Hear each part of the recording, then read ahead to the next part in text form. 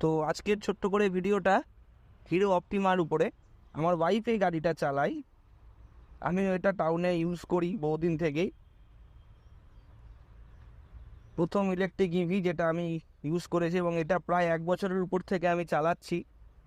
So আজকে এই ভিডিওটা বানানোর কারণ যে 1 বছর পরে একটা ইলেকট্রিক ভেহিকেল আদতেও কি তার আগের পারফরমেন্সটা ধরে রাখতে পারে। হিরো অপটিমাতে টোটাল এটা ছিল CX মডেল, এটাতে অর্থাৎ দুটো ব্যাটারি আছে, দেড় করে এক একটা ব্যাটারি।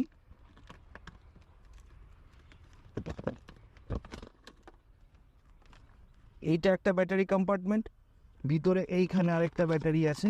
এই যে এই দুটো ব্যাটারি দিয়ে কিন্তু এটা চলেছে। তার মধ্যে এই ব্যাটারিটা কিন্তু অলরেডি ওয়ারেন্টি ক্লেম হয়েছে, এই ব্যাটারিটা রিপ্লেস এসছে।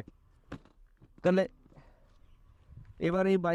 এবার এই স্কুটিটাকে চালিয়ে দেখা যাক যে পারফরমেন্স আগের মতো আছে কিনা, যে কোম্পানি যে ক্লেমসগুলো করে সেই ক্লেমসগুলো আদতেও কতটা সঠিক।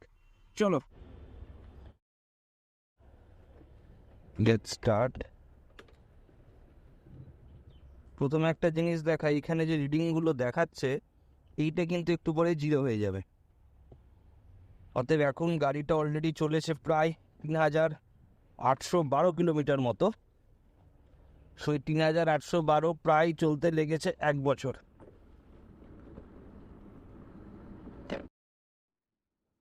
আর এটা ঠিক যে এর ব্যাটারি 1 বছর আগে যা কন্ডিশন ছিল এখন অবশ্যই কিছুটা কমেছে, কারণ এখন ব্যাটারি তুমি ফুল চার্জ করে দিয়ে বেরোনোর পরেও এটা 52 থাকে না, 51 হয়ে যায়।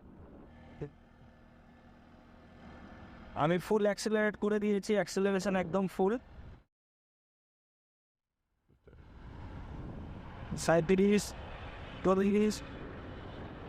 আর সবচেয়ে যেটা বলার কথা, আমি এখন ইনক্লাইনেশনের উপর আছি, কারণ সামনে একটা ব্রিজ রয়েছে, তাই জন্য এইখানে টেস্ট করলে আরো বেটার বোঝা যাবে বলে। ইনক্লাইনেশনের উপরেও আগে এটা প্রায় এখন 46 আছে, আগে এই জায়গাটাতে অর্থাৎ 1 বছর আগে এখানে প্রায় 50-55 যেত। অতএব এটা ঠিকই যে 1 বছরে পাওয়ার ল্যাকেজ হয়েছে, এটা বুঝতে কোনো অসুবিধা নেই। তোমরা কখনো দেখোনি হয়তো যে আমি সাদা লাইনের এইবারে আমার ব্ল্যাক বলকে নিয়ে রাইড করি, কিন্তু এই স্কুটিতে প্র্যাকটিক্যালি ওই কনফিডেন্সটা পাওয়া যায় না যেটা তুমি এক্সপেক্ট করো যে একটা ইভি তোমাকে দিতে পারবে। তাই আমার শর্ট অ্যান্ড ফুল কোনোভাবে 49-এর উপর কিন্তু আর যাচ্ছে না। এবার জাস্ট ব্যাটারিটা চেঞ্জ করি, কারণ আরেকটা ব্যাটারি বাড়ি থেকে ফুল চার্জ করে নিয়ে এসেছিলাম।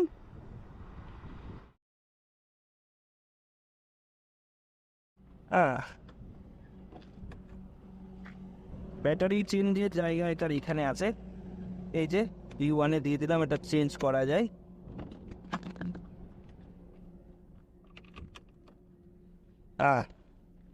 এই দেখো ব্যাটারি পার্সেন্টেজ, বুঝতে একটু অসুবিধা হবে জানি, এটা 52 এখন। এবার দেখো এক্সপেক্ট কতটা হাই স্পিড জেনারেট করে। আর ব্যাটারি চেঞ্জ করার সাথে সাথে গাড়ি কিছুটা পাওয়ার পেয়েছে, এটা বোঝা যাচ্ছে। আর এটা ঠিক শিওর হয়ে যাওয়া গেল যে এটা এখন 49-50-র বেশি আর যায় না। কারণ 1 বছর আগে কেনার সময় গাড়িটা একা মানে সিঙ্গেল লোডের যখন আমি থাকতাম তখন 55 পর্যন্ত আমি সেম রাস্তাতে টেস্ট করেছিলাম, 55। কিন্তু এটা এখন বর্তমানে 50-50-র উপরে কিন্তু আর যাচ্ছে না। ব্যাটারি হেলথ টাইমের সাথে সাথে ডিটোরিয়েট করে। তা ওই 3 বছরের ওয়ারেন্টি কোম্পানি দিয়েছে, 3 বছরের মধ্যে অলরেডি একটা ব্যাটারি একবার রিপ্লেসও হয়ে গেছে। সো এর ভবিষ্যৎ যে কী হতে চলেছে যথেষ্ট সন্দেহজনক। যদি এই বাইকটা আমার ওয়াইফই বেশি ইউজ করে টাউনের শর্ট রানের জন্য, ছেলেকে স্কুল নেওয়া এই পারপাসে ইউজ হয়, অত মানে আমিও যদি এখন টাউনে এদিক ওদিকে একটু করি তাহলে আমি এই বাইকটাই মানে এই স্কুটিটাই বেশি ইউজ করি রাদার দেন মাই ব্ল্যাক ফল। তো এই ছিল একটা অনেস্ট রিভিউ, যেটা দেখে তোমরা অ্যাটলিস্ট এটা ধারণা পেতে পারো যে একটা স্কুটি যার 1 বছর বয়স হলো, ইলেকট্রিক স্কুটি অপটিমার, তার অ্যাকচুয়ালি হেলথের কী কী ইস্যু হয়। তো হেলথের ইস্যু এটাই আমার মনে হয়েছে যে হ্যাঁ, তার যে ক্যাপাসিটি সেটা ডিটোরিয়েট করে।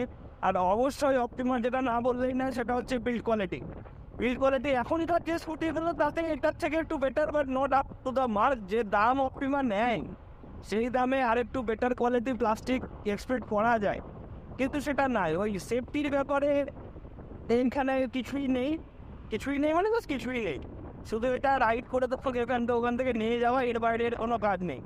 তাই এইটা চালিয়েও তুমি কখনো সেই এক্সপিরিয়েন্সটা পাবে না যেটা আমরা ওই ইঞ্জিন যেটা আমাদের তলে ফিল করতে পারি, সেটা কিছু নেই।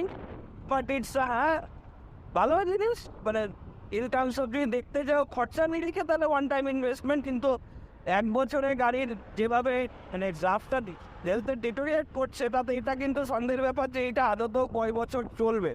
আমি যখন এটা কিনেছিলাম তখন এটা 94,000 মতো প্রাইস পড়েছিল আমার, এখন এটার দাম বেড়ে প্রায় 1,17,000 মতো, 1 বছরে এতটা দাম বেড়ে গেছে।